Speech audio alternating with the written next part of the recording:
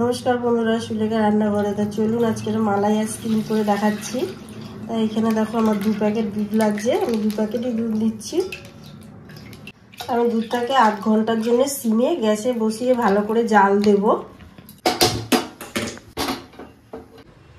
তা দুধটা দেখো পুরো আধ ঘন্টা ধরে আমি সিমে রেখে ফুটিয়েছি। তা দুধটা রেডি হয়ে গেছে।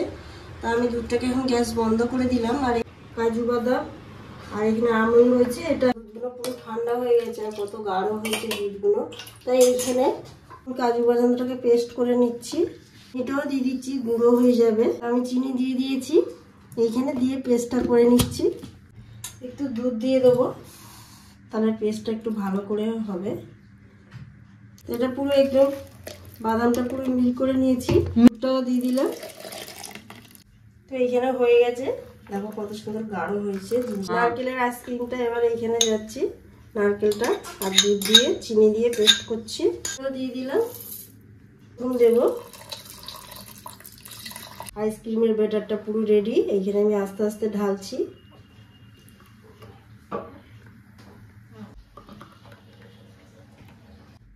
এগুলো আমি এখন আটকে দিয়ে দিচ্ছি।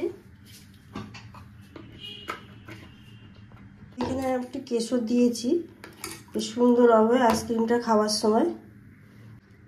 এইখানে দিচ্ছি, দেখো এইভাবে দিচ্ছি।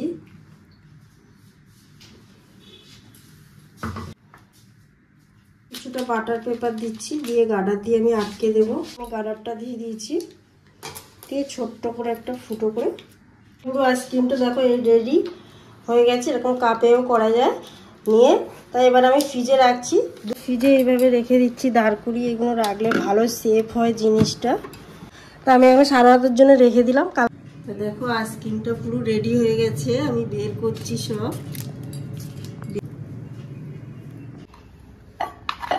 একটুখানি করে জলে হালকাভাবে, কোনো গরম জল না, এটা এমনি নর্মাল কলের জল, আস্তে করে টানলে জিনিসটা খুলে যাবে।